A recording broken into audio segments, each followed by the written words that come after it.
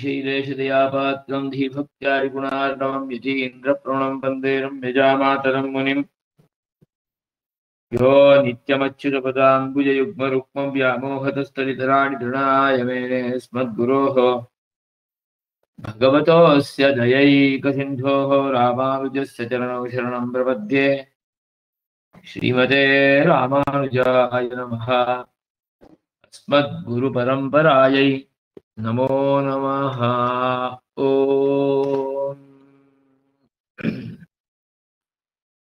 अशेषजिद्वस्तुशेषिणे शेषशायिने निर्मलानन्तकल्याणनिधये विष्णवे नमः। परं ब्रह्मैवाज्ञं भ्रमपरिगतं संसरति तत्परोपाध्यालीढम् विवशमशुभस्यास्पदमिति श्रुतिन्यायापेतं जगति विततं मोहनविदं तमो येनापास्तं स हि विजयते यामुनमुनिः। श्रीमद्वेदार्थसंग्रहे द्विपञ्चाशत्तमः वर्गः। तत्र महेश्वरपरत्वप्रतिपादकानां श्रुतिवाक्यानां तात्पर्यं कीदृशम् इति च उपपादयति। तदादौ तद्ग्रन्थभागस्य विष्णुपारम्ये तात्पर्यप्रतिपादक ग्रन्थभागस्य पारायणम्। उक्तेनैव न्यायेन न सन्न चासन् शिव एव केवलः इत्यादि सर्वं ज्ञेयम्। किञ्च न तस्येषे कश्चन इति निरस्त समाभ्यधिकसम्भावनस्य पुरुषस्य अनोरणीयान् इत्यस्मिन् अनुवाके वेदाद्यन्तरूपतया वेदबीजभूतभूतप्रणवस्य प्रकृतिभूताकारवाच्यतया महेश्वरत्वं प्रतिपाद्य दहरपुण्डरीकमध्यस्थ आकाशान्तरवर्तितया उपास्यत्वमुक्तम्। अयमर्थः सर्वस्य वेदजातस्य प्रकृतिः प्रणवोक्तः। प्रणवस्य च प्रकृतिरकारः प्रणवविकारो वेदः। सप्रकृतिभूते प्रणवे लीनः प्रणवोऽप्यकारविकारभूतः। सप्रकृतावकारे लीनस्तस्य प्रणवप्रकृतिभूतस्य अकारस्य यः परो वाच्यः एव महेश्वरः इति सर्ववाचकजात प्रकृतिभूत अकारवाच्यः सर्ववाच्यजात प्रकृतिभूत नारायणो यः स परमहेश्वरः इत्यर्थः। यथोक्तं भगवता अहं कृत्स्नस्य जगतः प्रभवः प्रलयस्तथा मत्तः परतरं नान्यत् किञ्चिदस्ति धनञ्जय।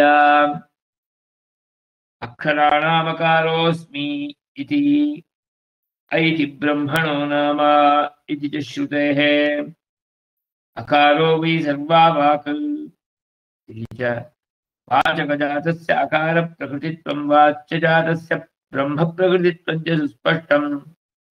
अतः ब्रह्मणो अकारवाच्यता प्रतिपादनाकारवाच्ये अकारवाच्यो नारायण एव महेश्वर इति सिद्धम्। तस्यैव सहस्रशीर्षं देवम् इति केवलपरतत्त्वविशेषप्रतिपादनपरेण नारायणानुवाकेन सर्वस्मात् परत्वं प्रपञ्चितम्।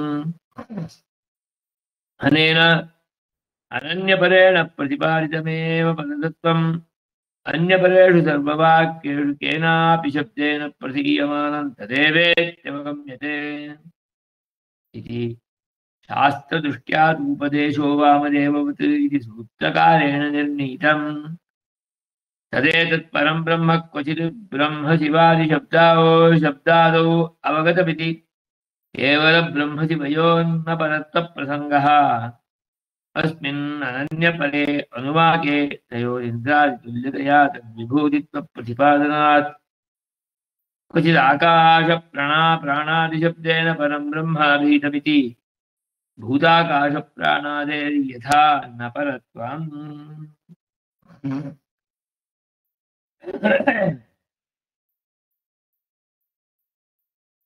विष्णुपारम्यम् अस्मिन् प्रघट्टे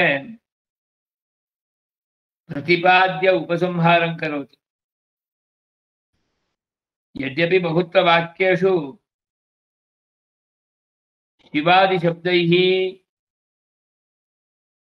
परत्वप्रतिपादन प्रकारः दृश्यते,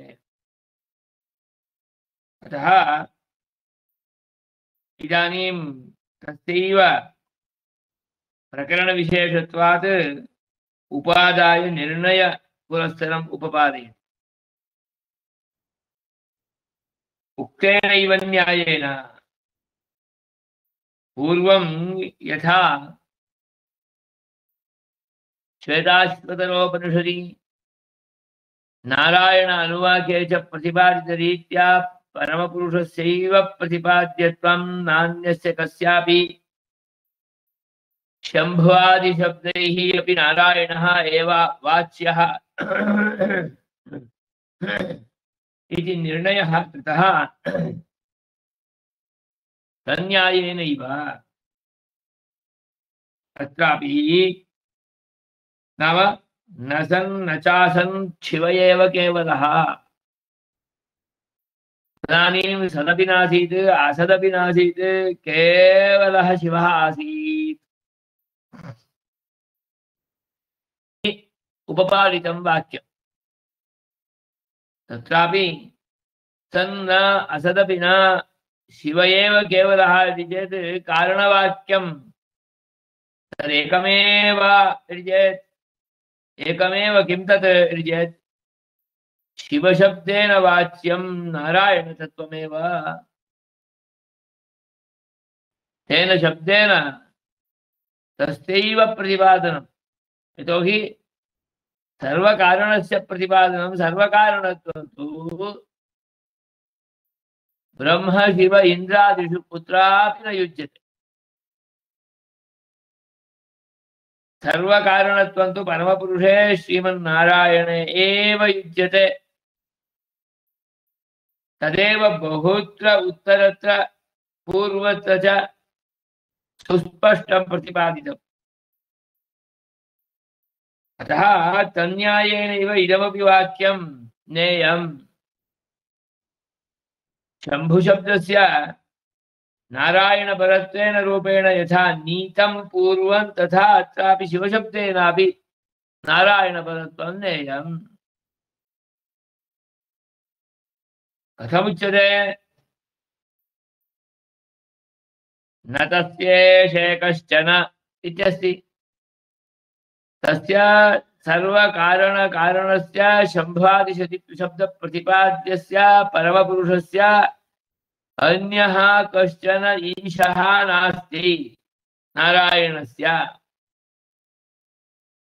अतः शिव एव केवलः इत्येवं रूपेण उक्त्वा तस्यापि ईशः कश्चिदस्ति इत्येवं रूपेण प्रतिपादनं न तस्येषे कश्चन इत्यादि वाक्यप्रतिपाद्यार्थविरुद्धप्रतिपादनं भवति, विरुद्धार्थप्रतिपादनं भवति इति निरस्त न तस्येषे कश्चन इति निरस्तसमाभ्यधिकसम्भावनस्य तस्य अन्यः ईशः नास्ति, अन्यः ईशः नास्ति इत्यस्य अर्थं स्पष्टयन्ति। तस्य परमपुरुषस्य समः अपि अन्यः नास्ति, अधिकः अपि अन्यः नास्ति। समस्य अधिकस्य च संभावना अपि नास्ति। अतः निरस्तं किं समत्वम् अभ्यधिकत्वं च उभयमपि। समत्वम् अभ्यधिकम् इत्येवमेव न, समत्व अभ्यधिक विषयक संभावना भी निरस्ता। तद्विषये कदाचित् संभवति वा चेत् तदपि न कदाचिदपि परमपुरुष समत्वम् अन्यस्य कस्यापि, न कदापि परमपुरुषापेक्षया अधिकत्वम् अन्यस्य कस्यापि। समत्वमेव नास्ति चेत् अधिकत्वं कुतः? अतः परमपुरुषः एकविषये दरिद्रः, यद्यपि समस्तैश्वर्यसम्पन्नः तथापि सः एकेन विषयेन दरिद्रः, तस्य समः अन्यः नास्ति, तस्य अधिकः अपि अन्यो नास्ति। तत् समविषये तदधिकविषये च सः दरिद्रः। यथा अस्मत् समाः अनेके वर्तन्ते, अस्मदधिकाः सहस्रशः वर्तन्ते, अतः अस्मत्कृते तद्विषयकदारिद्र्यं नास्ति। परमपुरुषस्य समोऽपि नास्ति, अधिकोऽपि नास्ति, अतः सः समाभ्यधिकदरिद्रः।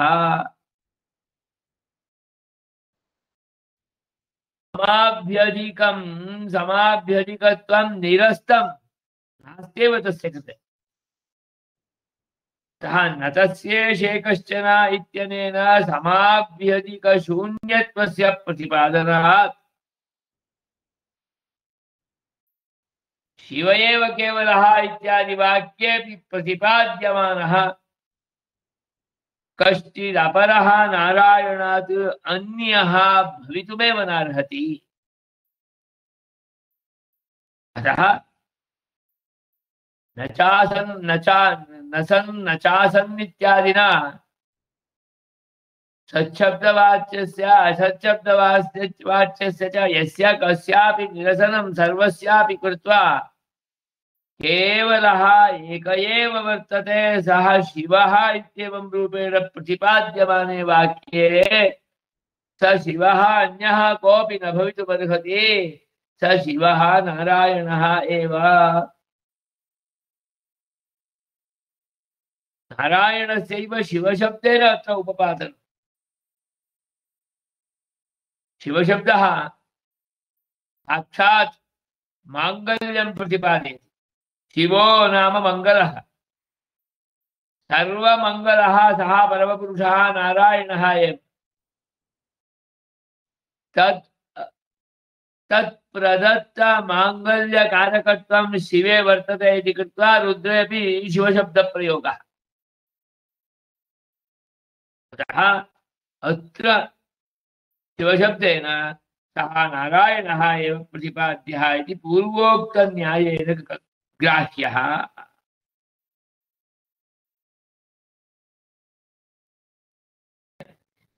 निरस्त समाभ्यधिक संभावनस्य कस्य तस्य पुरुषस्य एव ईशशब्देन प्रतिपादनम्। अणोरणीयान् इत्यस्मिन् अनुवाके तत्र किमस्ति इति पश्यतु। वेदाद्यन्तरूपतया इत्यस्ति वा? आमां वेदाद्यन्तरूपतया।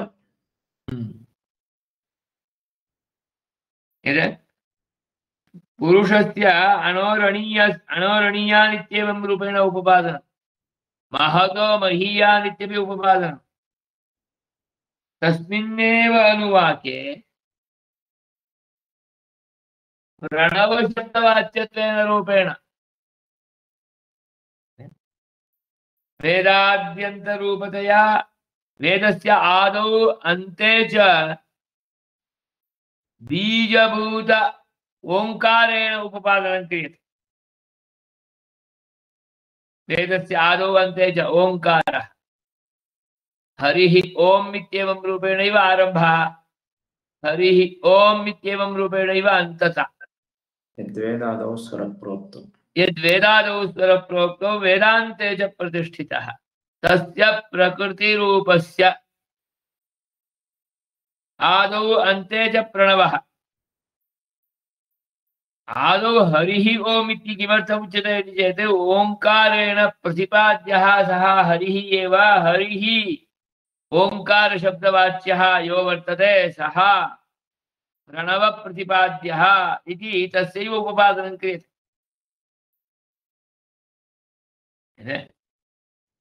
प्रकृतिभूतं तत्र ओङ्कारः प्रणवः तस्यापि प्रकृतिः अकारः। यतो हि ओङ्कारे प्रणवे अकार उकार मकार इति ततश्च नादः सार्धत्रिमात्रकम्। तत्र अकारः सर्वप्रथमः। एतेषां त्रयाणाम् अक्षराणां नादेन सह योजने सति प्रणवः निष्पन्नो भवति। एतद् विज्ञानं तु वयं जानीमः एव। अथर्वशिखोपनिषदि नारायण अनुवाके तत्र तु स्पष्टरूपेण तदेव उपपाद्यते।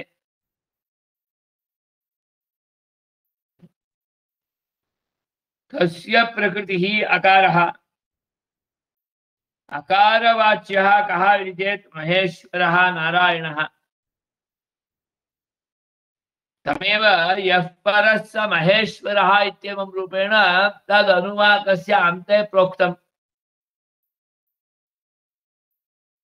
आद्यन्ततया प्रतिपाद्यमान प्रणवस्य प्रकृतिभूत अकारः तद्वाच्यः अयं परमेश्वरः सः परः इत्येवं रूपेण उच्यते। परमेश्वर शब्दोऽपि लोके रुद्रपर्यायत्वेनैव रूढः अपि, परन्तु अत्र प्रणव प्रकृतिभूत अकारवाच्यत्वेन रूपेण उपपाद्यमानः महेश्वरः इति चेत् सः कः भवेत्? सः नारायणः एव, न तु महारुद्रः नापि अन्यः कश्चित्। अतः स्पष्टयन्ति प्रकृतिभूत अकारवाच्यतया महेश्वरत्वं प्रतिपाद्य सः कुत्र अस्ति, तस्य गृहं किं, तद्वाच्यस्य परमपुरुषस्य तस्य अनुध्यानं कथं करोति अयं योगी। वक्ति दहरं पुण्डरीकं वेश्म तस्मिन् यदन्तस्तदुपासितव्यम्। दहराकाशशब्दवाच्यत्वेन रूपेण तं प्रतिपाद्य पुण्डरीकवेश्मनि अन्तः हृदय गुहायां सः विराजमानः अंगुष्ठमात्रः पुरुषः ज्योतिरिव अधूमकः ईशानः भूतभव्यस्य स एव अत्रापि विराजते दहर पुण्डरीके। दहर पुण्डरीक मध्यस्थ आकाशः तदाकाश अंतर्वर्तितया तस्य परमपुरुषस्य प्रणववाच्यस्य प्रणव प्रकृतिभूत अकारवाच्यस्य महेश्वरस्य तस्य उपास्यत्वं तत्र प्रोक्तं प्रकरणे अनुवाके। तदेव यद्वेदादौ स्वरः प्रोक्तो इत्यारभ्य अन्ततो गत्वा यः परः स महेश्वरः।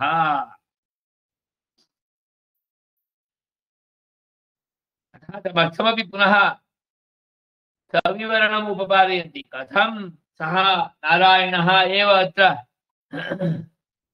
दहर पुण्डरीकान्तर्वर्तित्वेन रूपेण उपास्यः इति।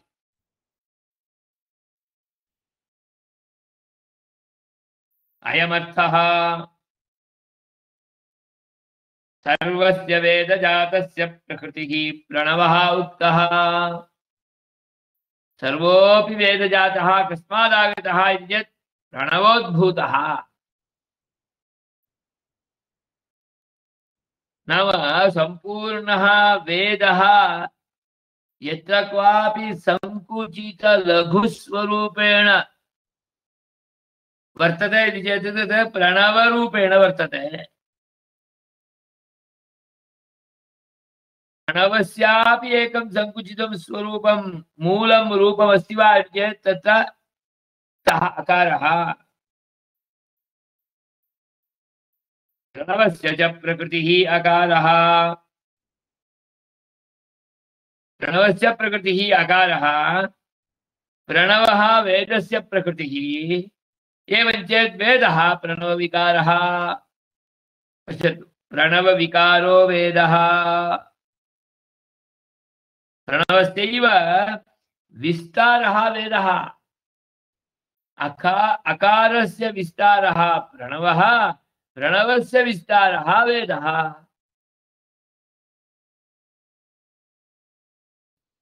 तर्हि यदा वेदः, यद्यपि वेदः नित्यः, कुत्र लीनं भवति चेत् प्रणवे लीनं भवति।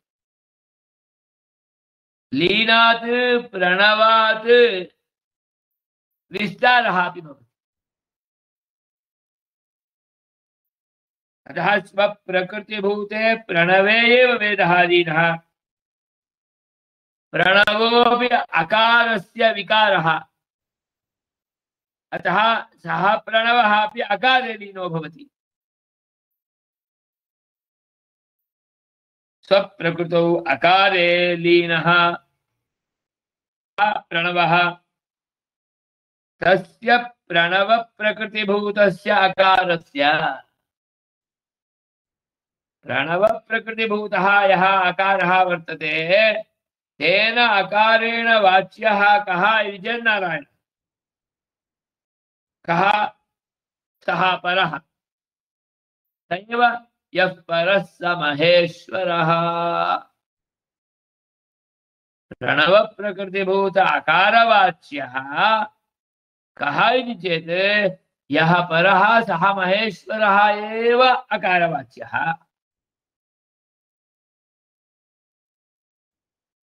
एवञ्च तादृश वेदराशि प्रकृतिभूत अकारेण न हि कदापि ब्रह्मेन्द्र शिवादयः वा अन्य देवता विशेषाः वाच्याः भवन्ति।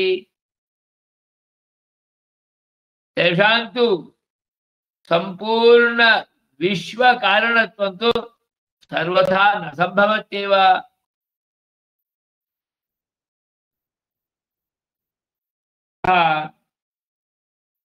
सर्ववाचकजात अकारः सर्ववाच्यजात विष्णुः नारायण। सर्ववाचकजातस्य प्रकृतिरूपेण विद्यमानः अकारः सर्ववाच्यजातस्य प्रकृतिरूपेण मूलरूपेण विद्यमानः सः विष्णुः नारायण। अतः वाचक प्रकृत्या वाच्य प्रकृतिः एव खलु वाच्यो भवति। अतः अकारवाच्यः सः विष्णुः नारायणः। पठयन्ति सर्ववाचकजात प्रकृतिभूत अकारवाच्यः सर्ववाच्यजात प्रकृतिभूत नारायणः। कः एव यः परः स महेश्वरः इत्येवं रूपेण उपपादितः।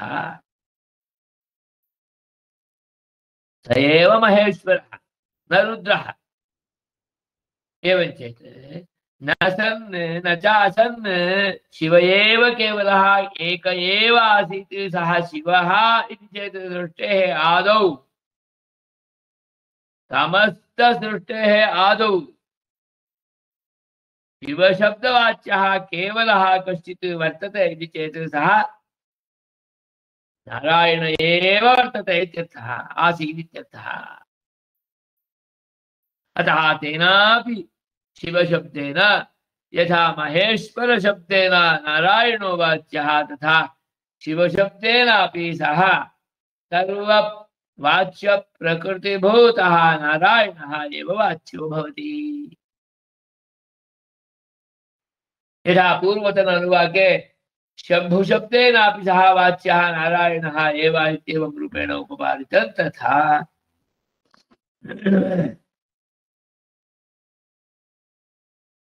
उक्तं च भगवता एव स्फुटं स्फुटं गीतायां सः प्रमाणं दर्शयति।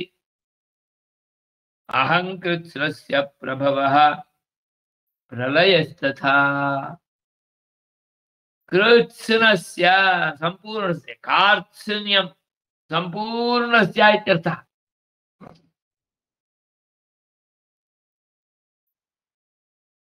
सम्पूर्णस्य जगतः अहमेव प्रभवः अहमेव प्रलयः। नाम प्रभवस्थानमपि अहं लयस्थानमपि अहं मत्तः एव विसृष्टं मयि एव लीनं भवति। यतोहि सर्वस्यापि कारणमहं लयोऽपि कारणे। अतः सर्वैरपि कदाचित् ध्येयम् उपास्यम् इति चेत् किं तत् इति चेत् कारणं तु ध्येयः कारणमेव ध्येयः। कार्यस्य अध्येयत्वं कारणस्यैव ध्येयत्वं कारणरूपेण विद्यमानं तत् परब्रह्म यद्वर्तते तस्यैव ध्यानं विधीयते नान्यस्य।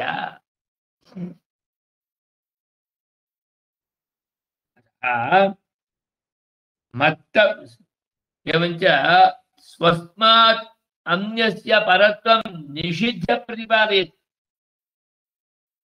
मत्तः परतरम् अन्यत् किंचिदपि नास्ति। हे धनंजय इति संबोधन पुरस्सरं तम् अन्य विषय ग्रहण आक्रांतो भूत्वा इदं कदाचित् न गृह्णीयात् न गृह्येत् न ग्रहणं कुर्यात् इति कृत्वा न ग्रहणं कुर्यात् इति कृत्वा तं पुनः स्व अभिमुखं कृत्वा उपपादयति। हे धनंजय इतः परम् अन्यत् किंचिदपि किमपि नास्ति अहमेव प्रभवः अहमेव प्रलयः। जाग्रतः सन् इदं रहस्यं श्रुत्वा मनसि निर्धार्यत्वम् आश्रमोचितं दायित्वोचितं च निखिलं स्वीयं कर्म भगवद आराधन रूपम अनुतिष्ठस्व। अतः युद्धमपि स्वकीयं त्वदीयं तद आराधन रूपमेव स्यात्। तदानीमेव त्वं कृत कर्मणा लिप्तः न भवति। लिप्तं कर्म इति चेत् तत् कैङ्कर्यरूपं कर्म एव सेवारूपं कर्म एव आराधनरूपं कर्म एव। अतः भगवन् मुखोल्लासार्थं सेवारूपं कृतम् इदं कर्म बन्धाय न कल्पते। अतः स्पष्टयति मत्तः परतरं नान्यत् किञ्चिदस्ति धनञ्जय।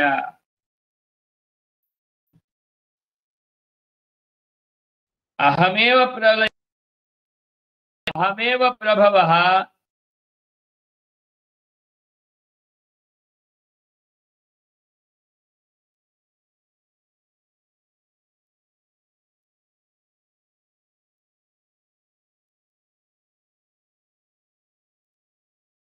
न श्रूयते।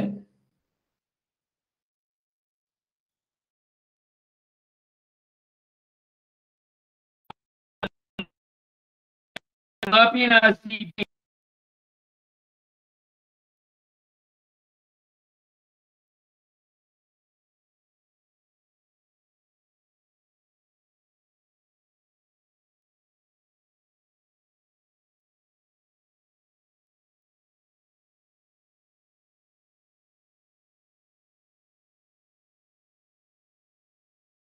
इत्युक्त्वा मत्तः सर्वं प्रवर्तते मत्तः परतरं नान्यत् किञ्चित् अस्ति धनञ्जय स्वस्मात् अन्यस्य कस्यापि कारणत्वं निषिध्य स्वस्यैव परत्वं स्वान्यस्य कस्यापि परत्वं नास्ति इति च सुस्पष्टम् उपपादयति। एवं अक्षराणाम् अहमेव अकारः अस्मि इत्यपि उपपादयति। एवञ्च अकारो वै सर्वा वाक् ऐति ब्रह्मणो नाम इति वाचकजातस्य अकारः प्रकृतिः अकारस्य प्रकृतित्वं वाचकजातस्य वाच्यजातस्य प्रकृतित्वं विष्णोः नारायणस्य। अतः स्पष्टयति वाच्यजातस्य ब्रह्म प्रकृतित्वं च सुस्पष्टम्। वाच्यजातं ब्रह्म प्रकृतिः प्रकृतिभूतं वाचकजातम् अकार प्रकृतिभूतम्। अतः वाचकजातस्य प्रकृतिभूतेन अकारेण वाच्यजातस्य प्रकृतिभूतं परं ब्रह्म एव प्रतिपाद्यं भवति।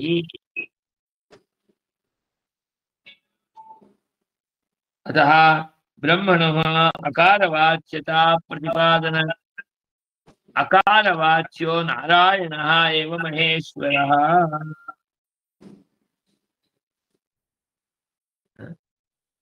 अकारवाच्यात् प्रतिपादनम् अकारवाच्यः नारायणस्यैव भवति। अतः महेश्वरः स एव इति सिद्धम्।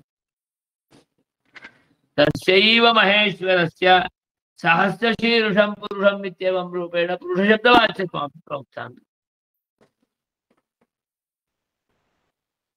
एवञ्च केवल परतत्व विशेष प्रतिपादन परं यत् नारायणानुवाकादिकं वर्तते तत् सर्वत्रापि स्फुटरूपेण पुरुषशब्दवाच्यस्य तस्य परमपुरुषस्य नारायणस्यैव परत्वं प्रतिपादितम्। अत्रापि सकलवाच्यजात प्रकृतिभूत अकारवाच्यम् इत्येवं रूपेण उच्यमानं परं ब्रह्मैव। एवञ्च सः महेश्वरः सः नारायणः एव इति तेन सह अस्य वाक्यस्यापि अन्वयः। एवञ्च सर्वस्मात् परत्वं नारायणानुवाके प्रपञ्चितम् अनेन अन्यपरेण प्रतिपादितम् अनन्यपरेण प्रतिपाद्यमेव परतत्वम्। अन्यपरं वाक्यम् अन्यत्र भवति शिवादिशब्देषु अनन्यपरत्वेन रूपेण नारायणः एव प्रतिपादितः नारायणानुवाके स एव अत्र अन्यपरत्वेन इति अभिहितः। परतत्वम् अन्यपरेषु सर्वेषु सर्ववाक्येषु केनापि शब्देन प्रतिपाद्यमानः शिवशब्देन वा भवेत् शम्भुशब्देन वा भवेत् इन्द्रशब्देन वा भवेत् प्राण आकाशादिशब्देन वा भवेत् सः वाच्यः कः भवति परमपुरुषः एव भवति। सर्ववाक्येषु येन केनापि शब्देन प्रतीयमानं तदेव परं ब्रह्मैव नारायण एव इति अवगम्यते। तदर्थम् एतादृशम् अर्थतत्त्वं महर्षि व्यासेनापि ब्रह्मसूत्रे स्फुटम् उदीरितं। शास्त्रदृष्ट्या तु उपदेशः वामदेववत् इति दृष्टान्तोऽपि उपात्तः। यतोहि सः वामदेवः उपासकः उपास्यं तं नारायणं पूर्णरूपेण उपासनं कुर्वन् स्वस्मिन्नपि तं नारायणमेव परमपुरुषम् आलोक्य अहं मनुरभवं सूर्यश्च इत्येवं रूपेण उपपादयति। अहमेव मनुः अहमेव सूर्यः पूर्वम् अभवम् इत्येवं रूपेण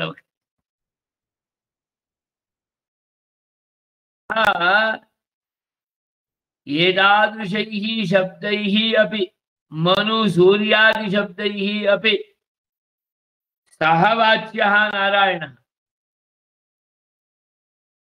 उपासकः अपि परमपुरुष अन्तर्यामित्वं परमपुरुषस्यैव स्वस्मिन् मुख्यवृत्तत्वम् आलोक्य उपासनद्वारा अनुभूय अहम् अभवम् इत्येवं रूपेण उपवादि। अतः अयम् उपदेशः शास्त्रदृष्ट्या भवति।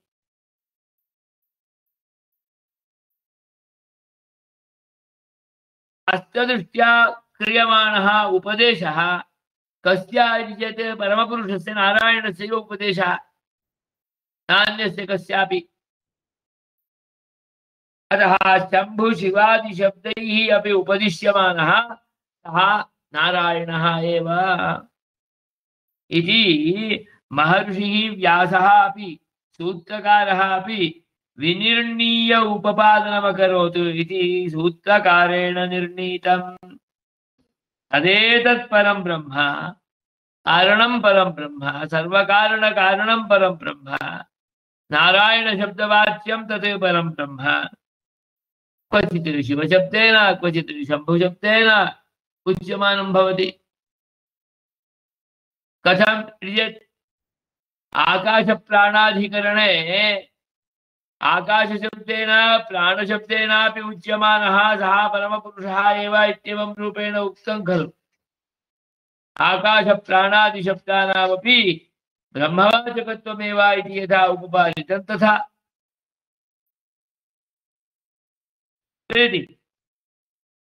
क्वचित् ब्रह्म शिवादि शब्द अवगतमिति केवल ब्रह्मशिवयोः न परत्वप्रसङ्गः। केवल ब्रह्मशिवयोः परत्वं तु कथमपि न भवितुमर्हति। एतस्यैव नारायणस्य, अतः अस्मिन् अनन्यपरे अनुवाके तयोः ब्रह्मशिवयोः तयोः इन्द्रादितुल्यतया, यथा इन्द्रः तथा चतुर्मुखब्रह्मापि, यथा इन्द्रः तथैव शिवः अपि, तेपि परमपुरुषस्य विभूतिरूपेण विद्यमानाः एव। अतः तद्विभूतित्वप्रतिपादनात् यथा आकाशः विभूतिः, प्राणः विभूतिः, तथा शिवः अपि विभूतिः परमपुरुषस्य, चतुर्मुखब्रह्मापि परमपुरुषस्यैव विभूतिः। अतः ब्रह्मशब्देन शिवशब्देन एवञ्च विष्णुशब्दे तत्र केन प्राणशब्देन आकाशशब्देनापि यथा उच्यते तथा अस्माभिः ग्राह्यम्। प्राणादिशब्देन परं ब्रह्म अभीतमिति भूताकाशप्राणादेः यथा न परत्वम् आकाशः शब्देन उक्तं चेत् तर्हि आकाशं परं भवति वा? प्राणः भूत वायुविशेषः परो भवति वा? न। अथा यथा भूताकाशप्राणयोः परत्वं न सम्भवति परमपुरुषस्यैव, अतः आकाशप्राणादिशब्दैः अपि वाच्यः परमपुरुषः एव। तथा शम्भुशिव चतुर्मुखब्रह्मादिशब्दैः अपि वाच्यः सः परमपुरुषः नारायणः एव भवति अत्र इत्यभिप्रायः।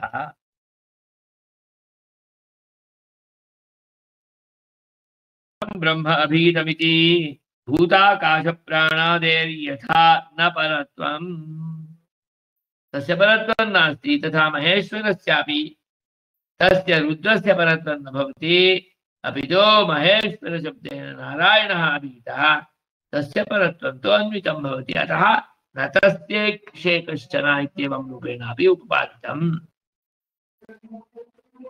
एवञ्च शिव एव केवलः चेत् सः नारायणः एव केवलः। एवञ्च यद्वेदादौ स्वरः प्रोक्तो इत्यादि वाक्योदितः सः महेश्वरः यथा नारायणः तथा न सन्न चासन्न शिव एव केवलः इत्यत्रापि शिवशब्देन प्रतिपाद्यमानः परमपुरुषः एव।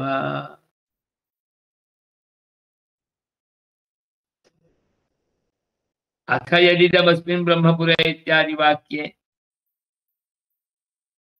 अपि पुनः तत् प्रकरणे एव उपपादितत्वात् शिवस्यैव प्रतिपादनं किमर्थं न भवति इति आशङ्क्य थोणालिखनन्यायेन तत्रापि खण्डनं कृत्वा परमपुरुषस्यैव प्रतिपादनम् इति साध्यते। तत् कथमिति अग्रिमे वर्गे आलोकयामः। एकवारं पारायणं कुर्वन्तु। श्रीमते रामानुजाय नमः।